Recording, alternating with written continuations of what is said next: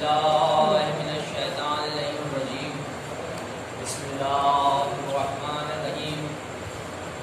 سيدنا ونبينا وشفيعنا وحبيب قلوبنا وطبيب نفوسنا ومولانا ومولى الثقلين جدك الحسن والحسين صاحب كعبة وقوسين ربك المشرقين غالب كل غالب عي بن العبيد.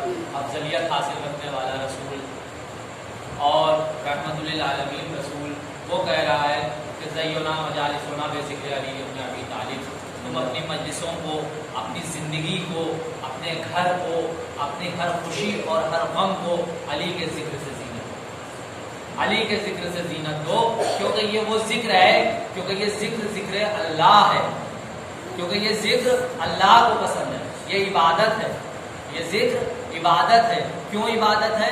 کیونکہ علی کے ہاتھ ید اللہ، علی کی آنکھیں عین اللہ، علی کا نفس نفس اللہ ہے، یعنی علی کی ہر چیز اللہ کی ہے۔ تبھی تو رسول نے کہا، کیونکہ رسول جو تھا وہ اللہ کا محبوب تھا، اور محبوب یہ چاہتا ہے کہ جو میرے محبوب، میں جس کا محبوب ہوں، جو اس کو پسند ہو، اس کا تذکرہ کثرت سے ہو۔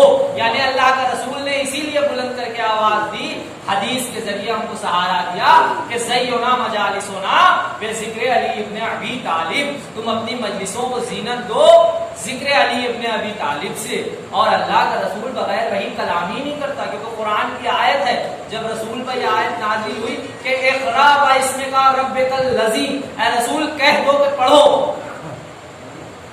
جہاں ہمارے اسلام میں، ہمارے مذہب میں سب سے پہلی آیت قرآن کی جو نازل ہوئی ہے وہ یہی نازل ہوئی ہے رسول کے اوپر سورہ حم کے بعد کہ اقرا باسمک ربک الذی، اے رسول ان سے کہو پڑھیں، یعنی پڑھنے کی دعوت دی جائے، علم کی دعوت دی جائے۔ یعنی اگر تم پڑھے ہی نہیں ہوگے تو تم جاہلیت کی موت مر جاؤ۔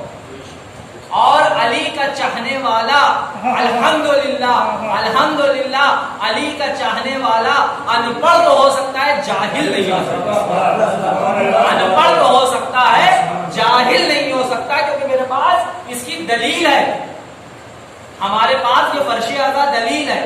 آج جب ایجوکیشن کا زمانہ ہے، آج جہاں ایک مزدور بھی یہ چاہتا ہے کہ میں اپنے بچے کو پڑھا لوں، لیکن ذرا 50 برس پہلے جائیے اور 60 برس پہلے جائیے، جہاں اتنی زبردست ایجوکیشن کا انتظام نہیں تھا ہماری قوم میں، تو وہاں کیا چیز کام کر رہی تھی، اس کو دیکھیے، آپ اینالائز کیجئے کہ وہاں کیا چیز کام کر رہی تھی۔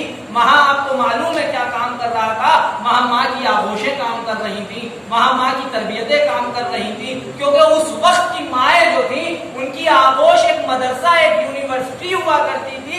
حتیٰ کہ آج کی مائیں ایجوکیشن مغربی پر تو زور دے رہی ہیں، لیکن افسوس ان کی آغوش میں تربیت نہیں ہے۔ سبحان اللہ۔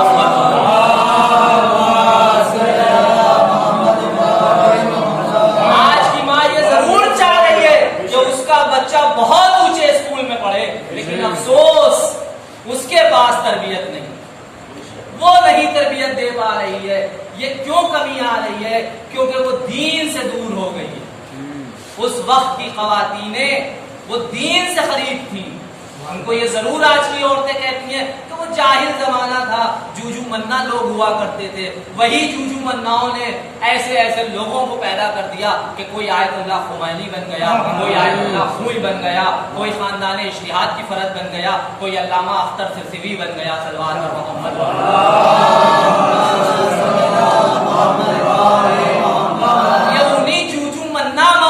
بچے ہیں جن کے کتابوں میں نام ہے.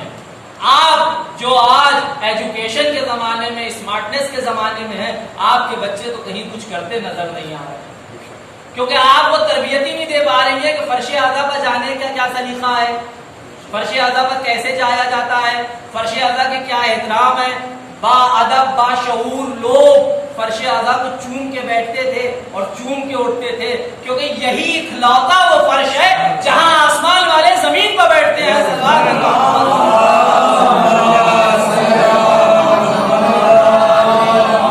کائنات میں کوئی اور ایسا فرش نہیں ہے کہ جہاں میکائیل بیٹھے ہوں، جہاں جبرائیل بیٹھے ہوں، جہاں اسرائیل بیٹھے ہوں، جہاں خود محمد مصطفیٰ بیٹھے ہوں،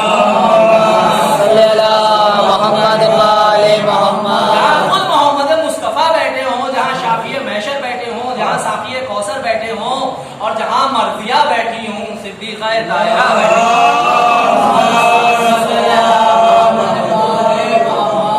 اس فرش پر بیٹھنے کے ادب یعنی پہلی یونیورسٹی ماں ہوا کرتی تھی. بے شک بے شک ماں. اسی لیے مولا کائنات نے جناب عقیل اپنے بھائی سے کہا کہ اے عقیل، اپنے چچا سے کہا کہ اے عقیل، میں یہ چاہتا ہوں کہ میں بعد زہرا دوسرا عقد کروں. جناب عقیل نے دریافت کیا کہ میں کسی شجاع و بہادر قبیلے کی عورت سے شادی کرنا چاہتا ہوں. یعنی مولا کائنات آپ کو بتا رہے ہیں کہ دیکھو، جب شادی کرو، جب نکاح کرو، جب عقد کرو، کیونکہ شادی کا معاملہ یہ رہتا ہے کہ تمہاری نسلیں چلنا ہے، تو کوئی شجاع و بہادر قبیلہ اس لیے بتا رہے ہیں کہ کیا مولا نہیں جانتے تھے جو زمین سے زیادہ آسمانوں کے راستوں کو جانتا ہو، جو تاروں کا سفر کرتا ہو، جس کے گھر میں ملائکہ آتے ہو، لیکن ہر چیز کے لیے ایک آدمی کو رکھا، ایک ذریعے کو رکھا کہ اے عقیل آپ بتائیے کوئی شجاع و بہادر، کوئی پاک نفس بیوی. تو انہی نے کہا کہ ایک قبیلہ ہے علی، قبیلہ کلابیہ. جہاں قبیلہ کلابیہ جو بہت مشہور قبیلہ ہوا کرتا تھا، وہاں کی خاتون تھیں جن کا نام بھی تھا فاطمہ کلابیہ.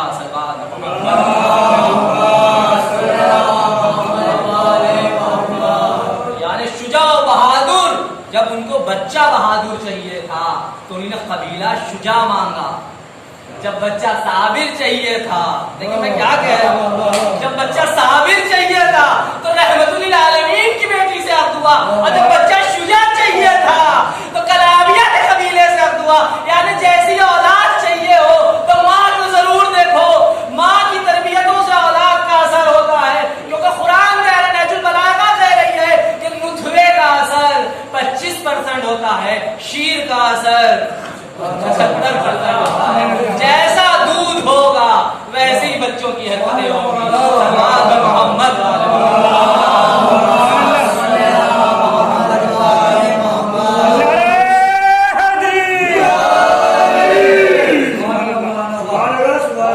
آپ دیکھیں کہ پہلے لوگ لڑکیاں دیکھنے نہیں جاتے تھے، شکلیں نہیں دیکھی جاتی تھی. کہا اس کی ماں بہت پاکیزہ ہے، بڑی پاکیزہ نسب کی بیٹی ہے، ماں بڑی اچھی ہے، ماں کا کردار اچھا ہے، ہم اس کی لڑکی بھی آ کے اپنے گھر میں لائیں. شکل صورتوں کے سوال نہیں تھے، کردار کے سوال تھے. اسلام کردار کا مذہب ہے، وہاں کوانٹٹی بیس نہیں ہے، کوالٹی بیس ہے.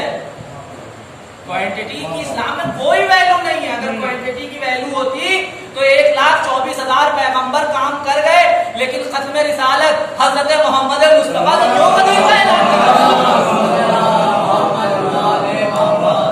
جو تربیت بہت ضروری ہے. اگر آپ کسی کے بچے کو نیک دیکھ رہے ہیں اور اس کے اندر صفات دیکھ رہے ہیں تو سمجھ لیجیے گا کہ ماں کسی اچھے گھر کی ہے، ماں کا کردار بلند ہے. فرش اعضاء پر آنے والوں کو سب سے پہلے ماں تربیت دیتی ہے. بچہ کسی اسکول نہیں جاتا ہے، فرش اعضاء آتا ہے، کیونکہ کسی کو بھی چین نہیں آتا ہے. بچہ چاہے 2 مہینے کا ہے، بچے کو لے کے ماں مجلس میں ضرور جاتی ہے. اور آپ دیکھیں جو پہلے مجلس سے سن کے جو سمجھدار بچے ہو جایا کرتے تھے وہ گھروں میں لوٹتے تھے تو مائیں پوچھتی تھی کہ کیا سن کے آئے ہو. یہ نہیں پوچھتی تھی کیا بٹا، یہ پوچھتی تھی کیا سن کے آئے ہو. یہ نہیں پوچھتی تھی چھوٹا بھائی ساتھ میں گیا اس کو حصہ کیوں نہیں دلایا. یہ پوچھتی تھی اس نے بھی سنا کہ نہیں سنا. تو یعنی یہ مدرسہ تھا، یہ منبر جو تھا، یہاں سے جو لوگ اپنے بچوں کو نہیں پڑھوا پاتے تھے وہ مجلسوں کے ذریعے فیض یاب ہوتے تھے. کہ مجلسوں میں بچوں کو سب کچھ پتا چل جاتا تھا کہ 14 سال کا بچہ ہو گیا تو اسے اپنے واجب غسل معلوم ہے، اس کو یہ معلوم ہے کہ نجاست اور کثافت میں کیا فرق ہے، نجاست کسے کہتے ہیں، کثافت کسے کہتے ہیں، ہمیں نماز کیسے ادا کرنا چاہیے، قیام میں کتنی دیر رکا جاتا ہے، سجدے میں کتنی دیر رکا جاتا ہے، قنوت میں کیسے باتیں پڑھنا ہے، یا قنوت مستحب ہے یا سجدہ مستحب ہے، کون سا سجدہ ہم بھول گئے، اگر ذہن بھٹک گیا تو ہم اپنی نماز کو کیسے بچا لیں، یہ سب درس ہوتے تھے، اسی مجلسوں میں ہوتے تھے اور کہیں نہیں، کیونکہ ہمارے پاس مولا علی کا دیا ہوا یہ ممبر تھا، یہاں سے ہر چیز بتا دی جاتی تھی، تو وہ بچے ماؤں کو بتاتے تھے۔ پھر میں وہی جملہ کہوں گا، کیونکہ مائیں بڑی سمجھدار ہوتی تھی، مائیں بڑی سمجھدار ہوتی تھی، وہ ضرور کسی اسکول کی نہیں پڑھی ہوتی تھی، لیکن وہ جتنا کلام پاک پڑھی ہوتی تھی اور جو کردار اپنے گھر سے لائے ہوتی تھی، تو اپنے بچوں کو جوہر ایسے دیتی تھی کہ کوئی یہ نہیں کہہ سکتا تھا کہ کسی جاہل ماں کا بیٹا ہے یا کسی جاہل ماں کی بیٹی ہے۔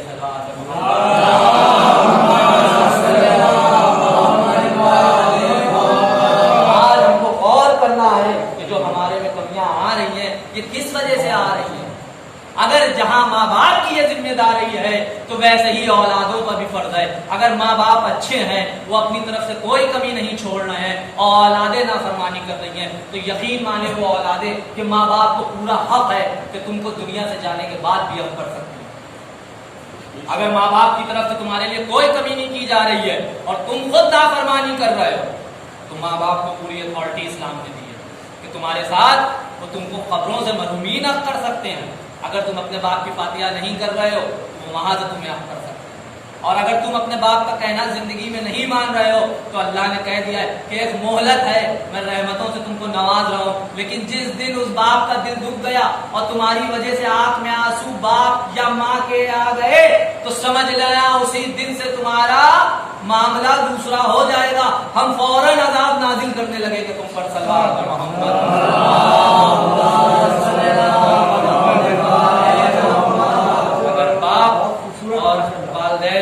آپ کے ساتھ کر رہے ہیں تو آپ کو بھی غور کرنا چاہیے۔ جب آپ کو یہ پتا ہے کہ ہمیں یہ کپڑا پہننا ہے، یہ سینڈل پہننا ہے، یہ جوتا پہننا ہے، اس گاڑی میں گھومنا ہے، تو اگر وہ باپ کہہ رہا ہے کہ نہیں بیٹا قرآن تمہیں پڑھنا ہے، اس کے لیے چاہے جتنی فیس دی جائے کہیں سے بھی انتظام کرو، اور تم اگر قرآن نہیں پڑھ رہے تو باپ روزے محشر میں سرخرو ہے، تم کو سزا ملے۔ یہ بات یاد رکھنا بچوں، اگر تمہارے باپ نے انتظام کرتے کہ بیٹا قرآن پڑھو، چاہے جتنی فیس دینا پڑے، چاہے کچھ تم قرآن پڑھو، اور تم نے نہیں پڑھا ہے، اس کی دل شکنی ہو گئی ہے، تو اس نے روزے محشر سے اپنے کو سبک کر لیا، لیکن اب تمہارا معاملہ ہوگا جو کہ تم بالغ ہو، عاقل ہو، صلوات پر محمد۔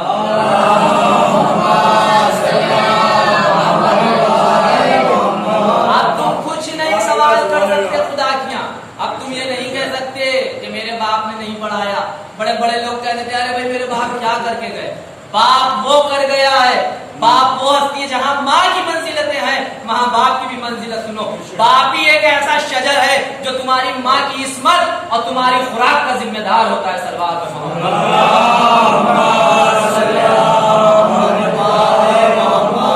اگر ماں کی عصمتیں ہزاروں ہیں تو باپ کا اگر سر سے سایہ ہٹ جائے تو نہ تمہاری ماں دنیا میں چل پائے گی نہ تم چل پاؤ۔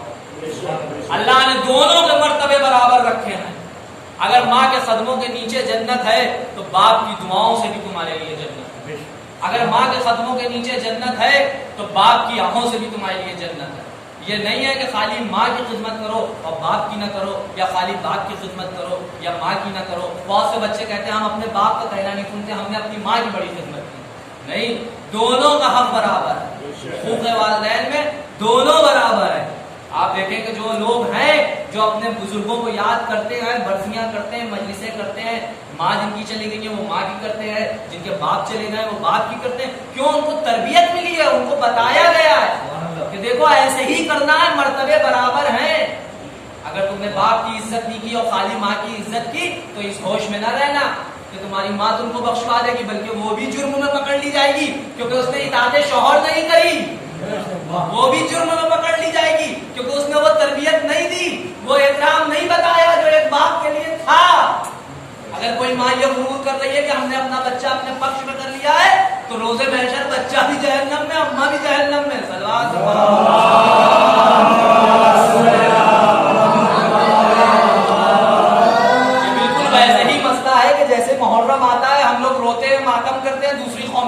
کرنے لگتی ہیں کہ رونا بدعت ہے، رونا نہیں چاہیے، رونے سے مرنے والے کا عذاب آتا ہے.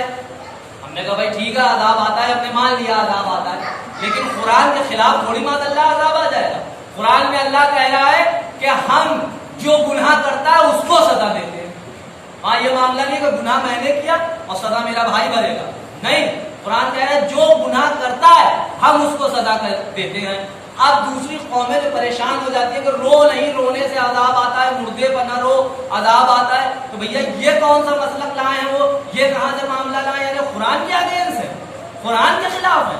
قرآن کہہ رہا ہے جو گناہ کرتا ہے اس کو سزا ملتی ہے. ہم رو رہے ہیں، ہم کو سزا ملے، مردے کو کیسا عذاب؟ یہ جو ایک بات پھیلائی گئی ہے کہ رونے سے عذاب آتا ہے، روئیے نہیں روئیے نہیں. بھائی قرآن کہہ رہا ہے جو گناہ کرتا ہے اس کو سزا ملتی ہے. تو ہم رو رہے ہیں، ہم پر عذاب آئے، مردے پر عذاب کیسا آ رہا ہے؟ اس کو ثابت کریے. بھائی مردے پر کیسے عذاب آ جائے گا؟ قرآن کہہ رہا ہے جو گناہ کرے گا اس کو سزا ملے گی. لیکن لوگ زبردستی حسد مجلس و ماتم میں پھر وہ گنڈے کرتے ہیں کہ صاحب وہ آپ روئیے گا تو عذاب آئے گا. ہو ہی نہیں سکتا، خلاف ہے. آج فرقے دو بچے ہیں دنیا میں، ایک حسینیت کا فرقہ بچا ہے، ایک یزیدیت کا فرقہ بچا ہے. ہر سال حسینیت مجلس کر کے یزیدیت کے چہرے سے نقاب نوچتی ہے. وہ چاہتے ہیں کہ یہ نقاب رکی رہے، لیکن وہ نقاب رک نہ پاتی ہے. وہ ہر سال نئے سال کی مبارک باتیں، اس طرح کی باتیں ہوتی ہیں اور اس طرح کے پیغام آتے ہیں، لیکن اس کو کبھی خواہ میں نہیں لینا چاہیے، کیونکہ کوئی فرقہ بچا ہی نہیں ہے، نہ وہابی، نہ دیوبندی، نہ سنی، نہ شیعہ، نہ کچھ. صرف دو فرقے بچے جہاں عظمت حسین نہیں ہے، جو حرام کے پیروکار ہیں، جو خطاؤں کے پیروکار ہیں، جو ضلالت کے پیروکار ہیں. سمجھ لیے کہ وہاں نسل یزید پل ہے. اور جو اچھائی اور نیکیوں کے پیروکار ہیں تو سمجھ لیے وہاں حسینیت. کیونکہ کچھ ہے ہی نہیں. شاعر نے کہا کہ نبی کی جان دل زہرا کا چین کہتے ہیں، نبی کی جان دل زہرا کا چین کہتے ہیں، امام خلق نے شہر مشرقین کہتے ہیں، اور ہر ایک ذہن میں ہے کچھ نہ کچھ تصور حق. ہم اس تصور حق کو حسین کہتے ہیں. جہاں حق ہے وہاں حسین. حسینیت زندہ باد، حسینیت زندہ باد، حسینیت زندہ باد. نعرہ حیدری، بلند ترین سلامات دیجیے.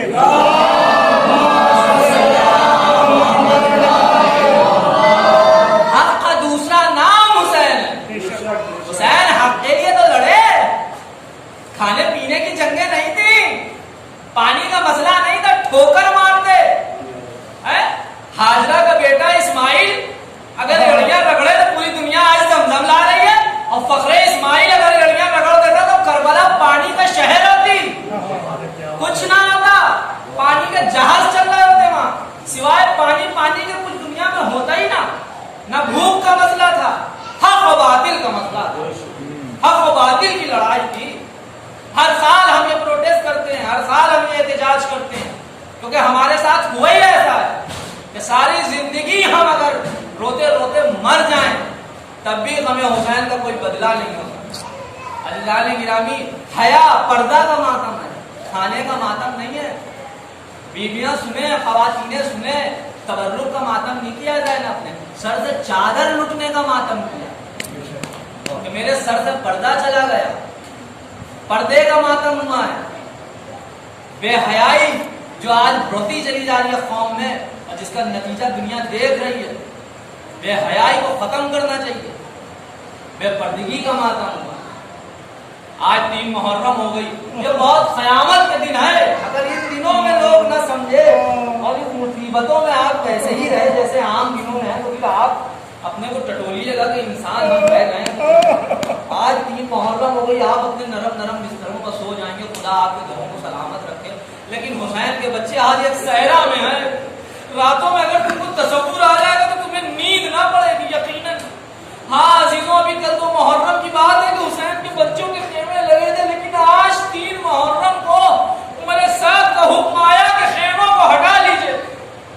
عباس نے خیمے وہاں لگائے تھے جہاں ترائی تھی، عباس نے خیمے وہاں لگائے تھے جہاں ساحل کی ہوائیں تھی.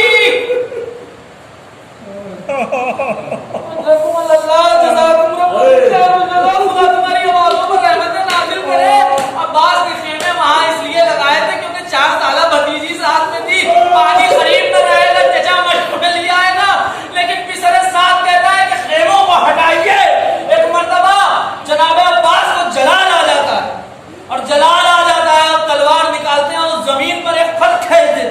اور کہتے ہیں اگر ہمت ہو تو ہمارے خیموں کو ہٹا دو. ایک مرتبہ یہ منظر آقا حسین دیکھ رہے ہوتے ہیں اور ایک مرتبہ خیمے میں جا کے گھبرا کے کہتے ہیں بہن زینب آج میں اپنے بھیا میں اپنے بابا کو دیکھ رہا ہوں, آج کربلا کا منظر پلٹ جائے گا. زینب میرا شیر بکھر چکا ہے, میں اپنے شیر کو قابو نہیں کر سکتا ہوں. زینب تم عباس کو خیمے میں بلاؤ, کسی طرح سے اس مسئلے کو روک دو. عباس سے کہو کہ خیمے ہٹا دے. جناب فضہ جاتی ہیں کہتی ہیں چھوٹے آقا آپ کو زینب اولیاء مقام بلا رہی ہیں. جناب عباس بی بی کا نام سن کے فوراً خیموں میں آئے. عباس میں نے سنا ہے کہ تم خیمے نہیں ہٹا رہے ہو, بھیا کی مرضی ہے کہ خیمے ہٹا لو. عباس تم خیمے ہٹا لو. ایک مرتبہ